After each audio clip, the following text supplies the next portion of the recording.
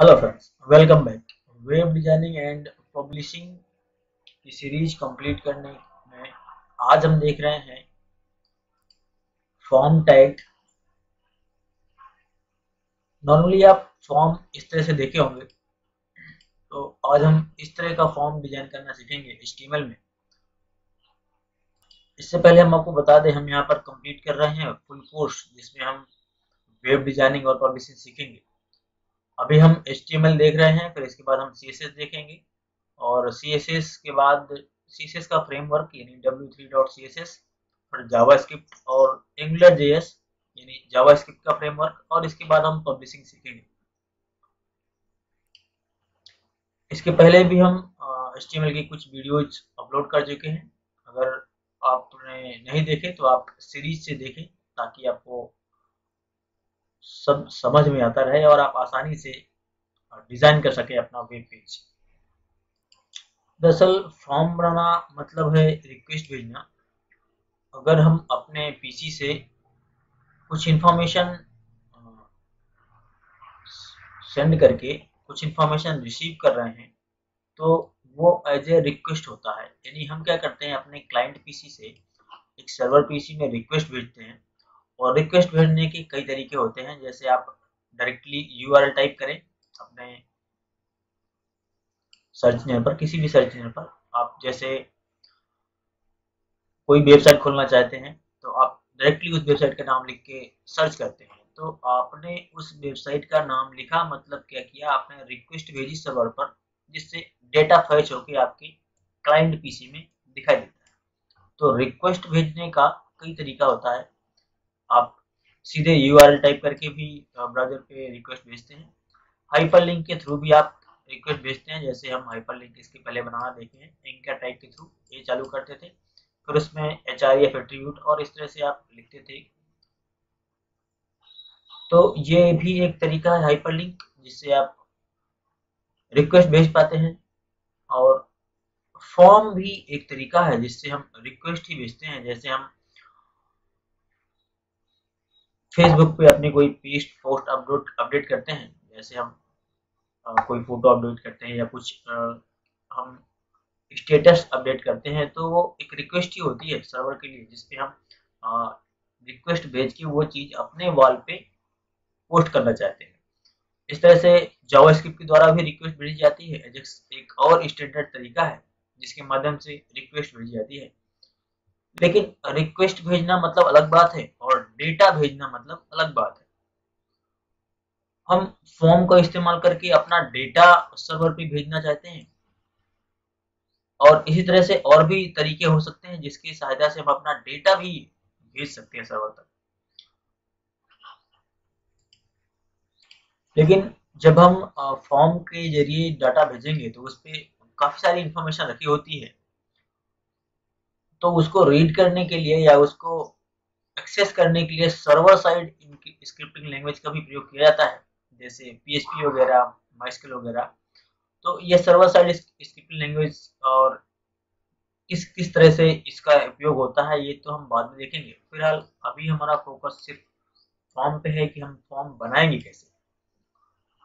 तो form normally जो आप देखते हैं, उस पर कुछ इस तरह की इंफॉर्मेशन लिखी होती है, जैसे आप नेम लिखते हैं और फादर्स नेम लिखते हैं, मदर्स नेम लिखते हैं, फिर जेंडर कोई एक सिलेक्ट करते हैं आप, कोई एक इस तरह से।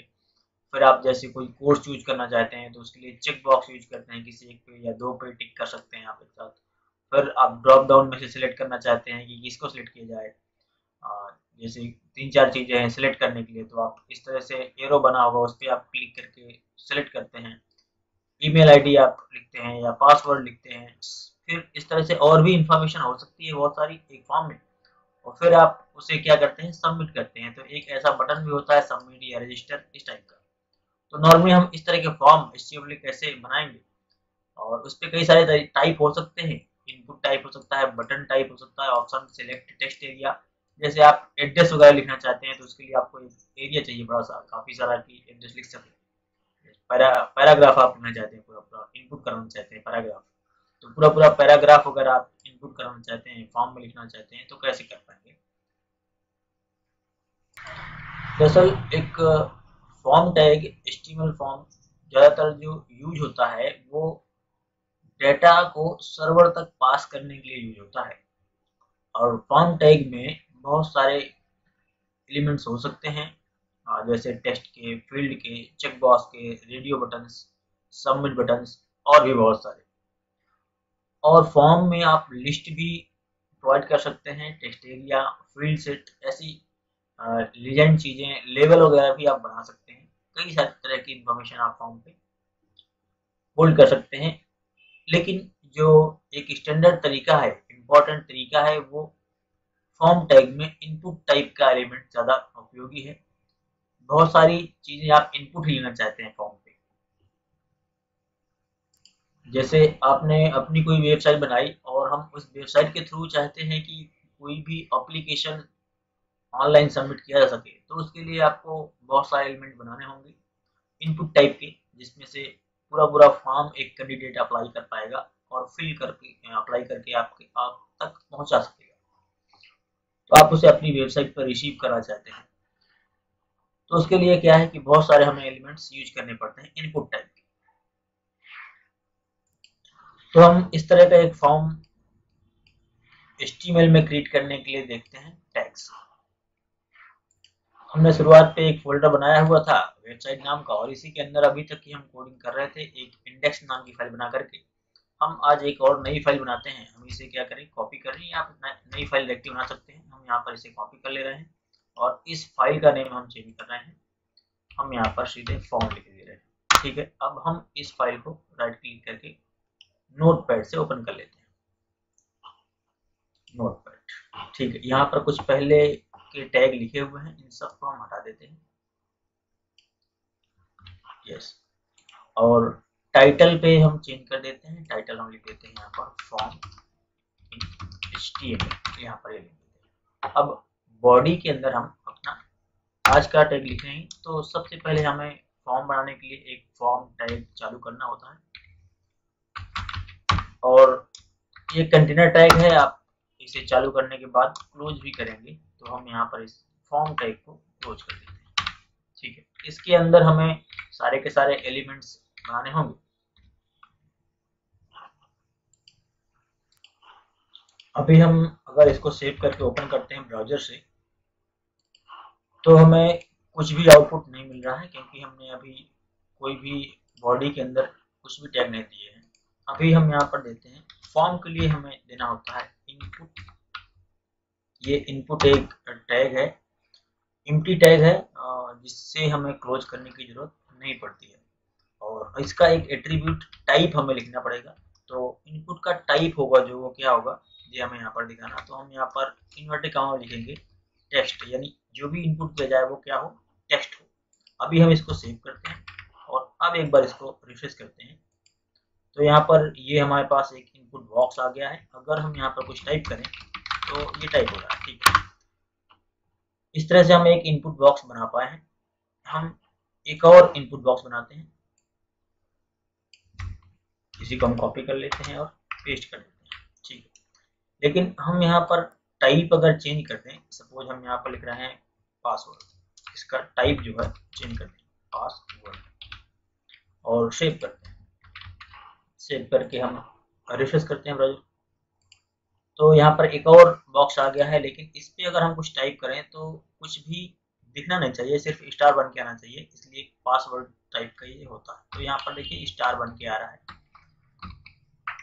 तो इसका मतलब कि ये पासवर्ड के लिए इस तरह का इस्तेमाल होता है।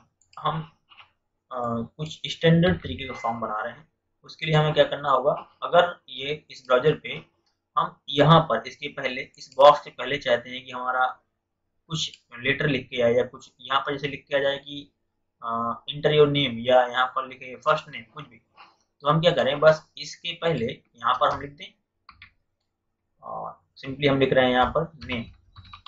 और अब देखो सेव करते हैं, सेव करके वापस इसको रिफ्रेश करते हैं, तो ये देखो इसके पहले हमारा नेम लिख के आ गया है, फिर ये पासवर्ड।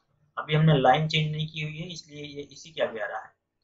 तो हम क्या करें, या तो लाइन चेंज कर दें इसके लिए, तो ये नीचे बॉक्स में आ जाएगा। ठीक है, हम यहाँ पर करते हैं लाइन चेंज, इसलिए हम यहाँ पर ले लेते हैं br और इसके आगे हम लिख देते हैं यहाँ पर पासवर्ड, ताकि ये कंफर्म होगा कि क्या लिख के आना चाहिए, और हम इसे रिफ्रेश करते हैं। तो ये देखिए यहाँ पर नीचे लाइन पे आ गया है और इनपुट भी ले रहा है। ठीक है, इस तरह से आप डिजाइन कर सकते हैं। लेकिन ये दिख रहा है कि ये वाला जो बॉक्स है यहाँ से आ रहा है और ये वाला बॉक्स है यहाँ से, अलाइनमेंट सही नहीं है। तो अलाइनमेंट सही करने का एक स्टैंडर्ड तरीका होता है टेबल। तो हम क्या करें, हम इसे टेबल बना दें। ठीक है, हम इसके अंदर एक टेबल टैग चालू करते हैं और फॉर्म के बाद हम टेबल टैग क्लोज करते हैं। ठीक है, और यहाँ पर हम इसके लिए क्या करें, एक टेबल रो चालू करते हैं। तो ये हमने टेबल रो चालू कर दी और इसको हम कर देते हैं पहला टीडी। हमने इसे कर दिया टीडी और इसके बाद हम यहाँ पर टीडी को क्लोज कर देते हैं। TD close. अब यहाँ पर BR की कोई जरूरत नहीं है, ये हम हटा देते हैं और एक और टीडी हम यहाँ पर लगा दें और यहाँ पर लास्ट में क्या करें, टीडी को क्लोज कर दें।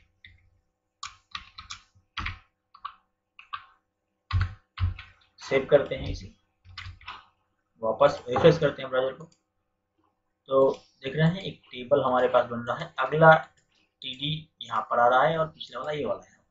तो हम चाहते हैं इसके नीचे, तो हमें क्या करना चाहिए था, एक रो चालू करना चाहिए था। तो हम इसके अंदर भी हम एक एक रो दे दें,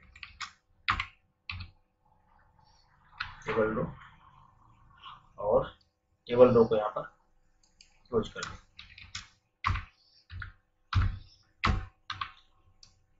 इसमें हम चाह रहे थे कि ये जो नेम है ये अलग डेटा हो और ये इनपुट टाइप है जो ये अलग डेटा हो। तो हम क्या करें, हम यहाँ पर इस टीडी को क्लोज कर दें ताकि ये नेम अलग वाले एक सेल में आ जाएगा, और इसके बाद हम एक टीडी और चालू कर दें कि ये वाला अलग सेल बन जाए, और यहाँ पर हम एक टीडी क्लोज कर दिए। इस तरह से इसके लिए भी हम एक टीडी यहाँ पर क्लोज कर देते हैं और यहाँ पर एक वापस नई टीडी चालू करके लास्ट में एक टीडी यहाँ पर क्लोज कर देते हैं। अब सेव करते हैं। इस तरह से हमारे पास दो रो बन गई है और दोनों रो में अलग अलग हमने एलिमेंट रख दिए हैं। सेव करके इसको क्या करते हैं, रिफ्रेश। तो ये देख रहे हैं बिल्कुल बॉक्स हमारे अलाइन होकर के आ रहे हैं। तो इस तरह से आप टेबल बना करके भी इसको अलाइनमेंट दे सकते हैं। अगर हमें चाहिए था कि नेम के बाद फादर नेम आए, तो हम क्या करते हैं, हम इस रो को कॉपी करते हैं और इसी के अंदर हम यहाँ पर लिख देते हैं। बस यहाँ पर आपको नेम की जगह फादर लिख देना है और फादर नेम ये हो गया। अब इसको सेव करते हैं तो एक नया बन जाएगा रो। ठीक है, सेव करते हैं और रिफ्रेश करते हैं। तो एक और हमारे पास ब्लॉक आ चुका है फादर नेम का। इस तरह से आप जितने चाहे उतने लिख सकते हैं। आगे अगर हमें जेंडर देना है तो हम क्या करते हैं, हम एक और रो चालू कर लेते हैं इसी के आगे और यहाँ पर हम लिख देते हैं जेंडर, और इनपुट टाइप हम इसका चेंज करेंगे। हम इनपुट टाइप चेंज कर रहे हैं रेडियो। रेडियो टाइप का रहेगा तो ये इनपुट दिखाता है, लेकिन हमें जेंडर में मेल और फीमेल दो देने थे। तो हम इस टीडी के अंदर चालू करने वाले के अंदर एक में लिख देंगे मेल और एक और टीडी हमें बनानी होगी, हम उसके अंदर लिख देंगे फीमेल। तो यहाँ पर हमने इसे कॉपी किया और इसी के अंदर हम यहाँ पर पेस्ट कर देते हैं, लेकिन इसमें हम लिख देते हैं दूसरा। ठीक है, अब इसे सेव करते हैं। सेव करके हम रिफ्रेश करते हैं तो ये देख रहे हैं मेल और फीमेल। इस तरह से दोनों में चेक बॉक्स आ रहे हैं। हम ये चेक बॉक्स मेंशन कर सकते हैं कि हमें आगे करना है कि पीछे करना है। तो अगर हम जो इनपुट टैग है ये इसके पहले लिख देंगे तो ये पहले आ जाएगा, अगर हम यहाँ पर लिख देंगे तो ये इसके बाद में आ जाएगा। तो अगर हम बाद में लिखना चाहते हैं तो यहाँ से आप इसे कट करके यहाँ पर लिख दो तो ये बाद में आ जाएगा, और इसी तरह से इसको भी आप कर सकते हो। यहाँ से कट करके इसके बाद में यहाँ पर लिख दो तो ये बाद में लिख किया जाएगा, और जो आपका रेडियो बटन है वो आपको पहले दिखाई देगा। रिफ्रेश करते हैं तो ये देखो बटन हमारे पहले बन करके आ गए हैं इस तरह से। तो जहाँ भी आपको चाहिए आप ये तो इसको पहले लिख देंगे तो ये पहले लिख के आ जाएगा, और बटन आपको बाद में दिखाई देगा। इस तरह से आप कर सकते हैं। ये दोनों चेक बॉक्स हमारे आ गए हैं, मेल और फीमेल। लेकिन आप थोड़ा सा चेक करें, इसे हम रिफ्रेश कर रहे हैं तो ये दोनों का चेक बॉक्स हट जा रहा है, लेकिन अगर हम क्लिक करते हैं तो दोनों में चेक बॉक्स आ रहा है। तो ये नोटिस करने की चीज़ है कि दोनों में नहीं होना चाहिए था, किसी एक में ही चेक बॉक्स आना चाहिए था। तो ये दरअसल हो पा रहा है इसलिए क्योंकि दोनों का जो सेम है नेम ना, आईडी टाइप का, तो इसका एक हमें एक और एट्रीब्यूट लगाना चाहिए था। यहाँ पर हमें जो टाइप लिखा है रेडियो, इसके बाद इसका नेम भी हमें देना चाहिए था, जिससे ये पता चले कि दोनों का जो रेडियो टाइप का है वो नेम सेम है, और ये एक क्लास के रूप में लेता है। तो हम यहाँ पर नेम इसका दे रहे हैं जेंडर। जैसे आप चेक बॉक्स वगैरह बनाएं अगर, तो भी आपको यहाँ पर ये एट्रीब्यूट देना चाहिए। तो हम यहाँ पर भी दे रहे हैं और यहाँ पर भी दे रहे हैं। अब हम इसे सेव करते हैं और वापस अब एक बार चेक करते हैं रिफ्रेश करके, मेल फीमेल देख रहे हैं। तो अब किसी एक पे ही ये चेक बॉक्स लग रहा है। दरअसल हमने जो फॉर्म बनाया उसके हर एक एलिमेंट में भी हमें नेम देना चाहिए था, जैसे इनपुट टाइप टेक्स्ट, तो यहाँ भी हमें इसका नेम देना चाहिए था। वो इसलिए कि जब कभी इस फॉर्म की हैंडलिंग होगी पीएचपी द्वारा, तो पीएचपी के प्रोग्राम में हमें ये बताना जरूर रहेगा कि हम इसका नेम टाइप क्या दिए हैं। तो हम इसके लिए इसका जो नेम है एट्रीब्यूट वो दे देते हैं, सभी में हमें देना चाहिए था, ताकि इस फॉर्म की जब हैंडलिंग होगी पीएचपी के द्वारा और पीएचपी का प्रोग्राम बनाया जाएगा, तो हम उस पीएचपी के प्रोग्राम में इसकी जो क्लास है उसको हम एक्सेस कर पाएंगे। इस तरह से आप इसको सेव करेंगे, और यहाँ पर भी हम पासवर्ड वाले में भी इसका नाम दे देते हैं पासवर्ड, इस तरह से। ठीक है, सेव करते हैं। तो ये देखिए किसी एक में ही ये हो रहा है चेक बॉक्स। तो इस तरह से हमने चेक बॉक्स टाइप का बनाना है, रेडियो बना करके टाइप। आगे देखते हैं हम। इसके अलावा जैसे हमें एक से ज़्यादा ऑप्शन सेट करने हैं, जैसे हम मेल और फीमेल में सिर्फ जेंडर में दो ही दो में से एक को ही सिलेक्ट कर सकते हैं, यदि हम ज़्यादा सिलेक्ट करने वाले हैं तो उसके लिए हमें क्या करना होगा, हमें दूसरा टाइप का इनपुट बनाना होगा। तो देखते हैं, हम इस पूरे को एक रो को कॉपी कर लेते हैं और यहाँ पर हम इसे पेस्ट कर देते हैं। हम यहाँ पर लिख रहे हैं कोर्स। जैसे हम कोर्स सिलेक्ट करना चाहते हैं, एक से ज़्यादा मल्टीपल कोर्स सिलेक्ट करना चाहते हैं, और इसका जो इनपुट का टाइप है वो हमें चेंज करना पड़ेगा, दैट इज चेक बॉक्स। जैसे हमने लिख दिया यहाँ पर चेक बॉक्स, ठीक है। और नेम आपका जो है यहाँ पर नेम लिख दो, यानी एक टाइप हमें देना पड़ेगा इसके लिए भी नेम। तो कोई भी आप नेम का सेम टाइप भी दे सकते हैं, और हमें इस वाले की जरूरत नहीं है अब, तो हम इस वाले को क्या करते हैं, यहाँ से कट कर देते हैं।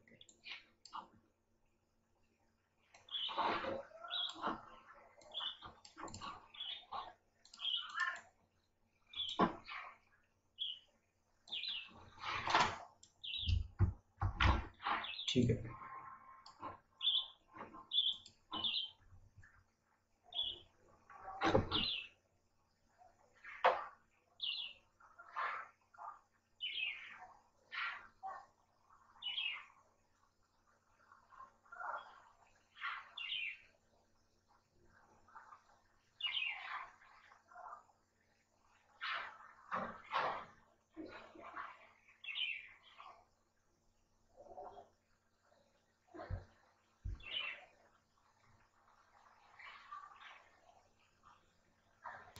अब हम क्या सेलेक्ट करने वाले हैं वो यहाँ पर हम लिख देंगे, जैसे हम लिखते हैं HTML, और एक से ज़्यादा भी हम लगा सकते हैं चेकबॉक्स के लिए। तो हम इसी को क्या करते हैं, टीडी को यहाँ से कॉपी कर लेते हैं और यहाँ पर हम इसे पेस्ट करते हैं।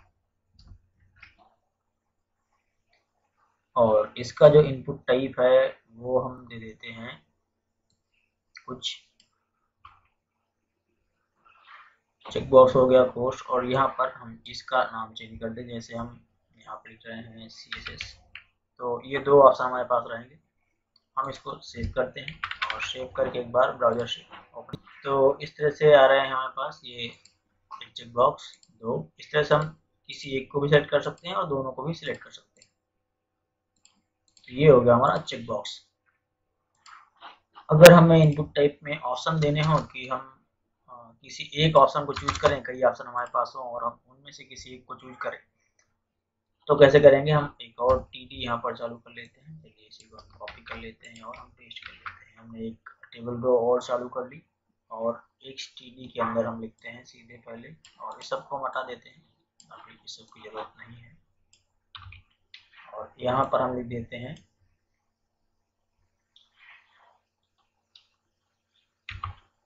इस टीडी के अंदर हम एक टैग लिखेंगे सिलेक्ट,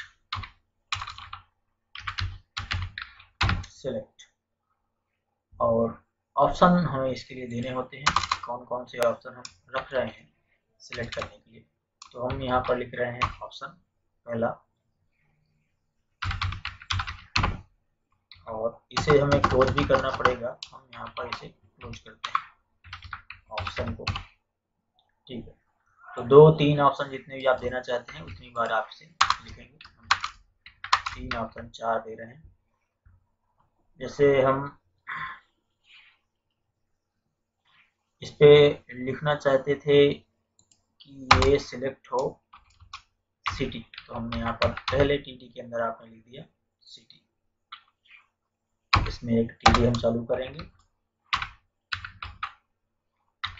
और इसके बाद आपको एक टीडी क्लोज कर देंगे। ये हम टेबल बना रहे हैं, सिर्फ अलाइनमेंट सही है इसके लिए।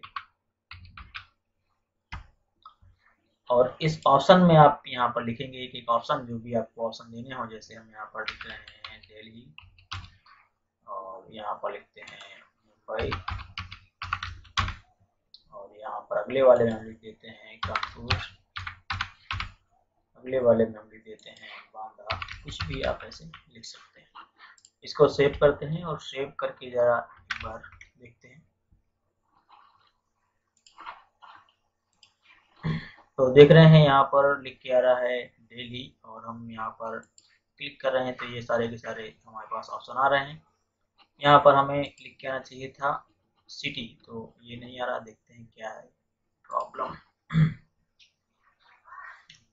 के अंदर लिखा हुआ है,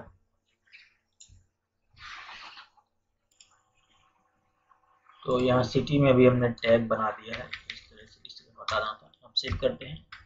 सेव करके आप वापस रिफ्रेश करेंगे और ये आ रहा है हमारे पास सिटी लिख के। इसके आगे हम क्लिक करें इस ड्रॉप डाउन पे तो किसी एक को हम ऐसे सिलेक्ट कर पा रहे हैं। तो इस तरह से आप ये सिलेक्शन वाला बना पाए। आगे देखते हैं, अगर आपको ईमेल या पासवर्ड वगैरह इनपुट लेना है, सिंपली हम लिखेंगे ईमेल और पासवर्ड के लिए भी ऐसे यहाँ पर हम इसे कॉपी कर लेते हैं और पेस्ट कर देते हैं। इस सब को आप हटा दीजिए, एक्स्ट्रा जो भी लिखा है उस सब को हटा दीजिए। सिर्फ हमें पासवर्ड और ईमेल के लिए बनाना है, तो हम सिंपली इनपुट टाइप ही इसके लिए देते हैं। और इस टीडी का भी हमारे पास कोई काम नहीं है, हम इसको बता देते हैं। और यहाँ पर हम देते हैं इनपुट टाइप पासवर्ड। इसके पहले भी हम पासवर्ड वाला देख चुके हैं, लेकिन फिर भी आप एक बार और देख लो कैसे बनेगा। पासवर्ड यहाँ पर लिख देते हैं। और दूसरा इनपुट टाइप हम दे देते हैं यहाँ पर ईमेल के लिए, तो इसके पहले हमें यहाँ पर लिखना पड़ेगा पासवर्ड। ईमेल भी यहाँ पर हम लिख देते हैं पासवर्ड, और यहाँ पर हम लिख देते हैं ईमेल, ठीक है। और इनपुट टाइप इसका भी हम चेंज कर दें, यहाँ पर लिख दें ईमेल, यहाँ पर लिख देते हैं मेल कुछ भी। बस इसको सेव करते हैं और सेव करके आप वापस ओपन करेंगे तो इस तरह से आप देख पा रहे हैं। अलाइनमेंट थोड़ा सा कहीं गड़बड़ हो गया, यहाँ पर हमने टीडी क्लोज नहीं किया हुआ है इसलिए ऐसा प्रॉब्लम आ रहा है। आप इसे क्लोज करेंगे, टीडी यहाँ पर हमने क्लोज किया और अगले के लिए फिर आप वापस क्या करेंगे, टेबल रो चालू करेंगे और टेबल रो क्लोज करेंगे। यहाँ से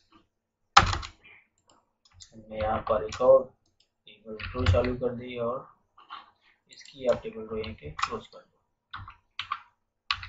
इस तरह से बस आप सेव करेंगे और सेव करके इसे देखेंगे। इस तरह से यहाँ पर आप पासवर्ड और ईमेल इनपुट कर पाएंगे। आगे हम देखते हैं, अगर इस सब फॉर्म को कंप्लीट करने के बाद आपको सबमिट करना है तो आप सबमिट का बटन यहाँ पर कैसे लगाएंगे। हम यहाँ पर आगे एक और टैग लिखते हैं सबमिट के लिए। हम एक रो और चालू करते हैं, टीआर हमने चालू कर दिया और इसके अंदर हम लिखते हैं टीडी और टीडी के अंदर हम लिखते हैं इनपुट टाइप। इनपुट हमने लिखा और इसका टाइप, अब हम इसका टाइप देने वाले हैं सबमिट। ठीक है, हम इसे सेव करते हैं और सेव करके देखते हैं, लेकिन इसके पहले हमें टेबल रो चालू कर क्लोज करना है, टेबल डेटा क्लोज करना है। ये हम क्लोज कर देते हैं और आगे हम देखते हैं सेव करके इसे सेव किए, देखते हैं रिफ्रेश करते हैं तो यहाँ पर ये सबमिट बटन आ गया है। ठीक, इस तरह से आप सबमिट का बटन सेट कर पाएंगे अपने फॉर्म पे। अगर हम चाहते हैं कि ये सबमिट की जगह रजिस्टर लिख के आए तो हम और एक एट्रीब्यूट यहाँ पर करते हैं। तो इसका एक और एट्रीब्यूट हम यहाँ पर देते हैं वैल्यू और उस पर हम लिख देते हैं यहाँ पर रजिस्टर और आप इसे सेव करेंगे। सेव करके हम देखते हैं ब्राउजर को रिफ्रेश करके वापस, तो यहाँ पर रजिस्टर लिख के आ गया है इस तरह से। तब आपका फॉर्म सबमिट हो पाएगा या रजिस्टर हो पाएगा, एक ही बात। कभी कभी रीसेट का भी बटन होता है यहाँ पर, जैसे हम यहाँ पर कोई नाम लिखें, ये सब फिल करने के बाद आप चाहते हैं कि गलत भर गया है, इसे फिर से रीसेट करना है तो आप रीसेट का भी बटन लगा सकते हैं। हम एक और यहाँ पर चालू कर देंगे, बस इसकी वैल्यू आप क्या करेंगे सबमिट से रीसेट कर देंगे। बस हमें अगला इनपुट टाइप लिख के और यहाँ पर हमें लिख देना है रीसेट, तो एक रीसेट बटन हमें मिल जाएगा। सेव करके देखते हैं और ब्राउज़र को रिफ्रेश करते हैं तो ये नीचे रीसेट का बटन हमें मिल गया। अगर हम इस फॉर्म को फिल करें और फिल करने के बाद अगर हम इसे रीसेट करें और हमने यहाँ पर चेक बॉक्स दे दिया, एक इन दोनों को सिलेक्ट भी कर लिया, यहाँ पर हम ये लिख देते हैं और पासवर्ड कुछ इनपुट करें, ईमेल कुछ इनपुट करें, कुछ भी ऐसे आप बस हम चाहते हैं कि ये सब गलत हो गया, हम रीसेट कर देते हैं तो रीसेट पे सबको रीसेट करना चाहिए और पुरानी पोजीशन पे आ जाना चाहिए, तो हम रीसेट करते हैं तो ये पूरा रीसेट हो गया। इस तरह से आप फॉर्म कंप्लीट कर पाएंगे। आई होप आपको फॉर्म समझ में आया होगा। इस पेपर का मॉडल पेपर और फ्री ई बुक की पीडीएफ के लिए आप पहले वीडियो पर जाएं या प्लेलिस्ट पर जाके आप वहां से उसे लोड कर लें ताकि, और HTML के सारे वीडियो आपको HTML की प्लेलिस्ट में मिलेंगे। अगर आपका कोई क्वेश्चन है या कोई क्वेरी है तो आप हमें कमेंट करें।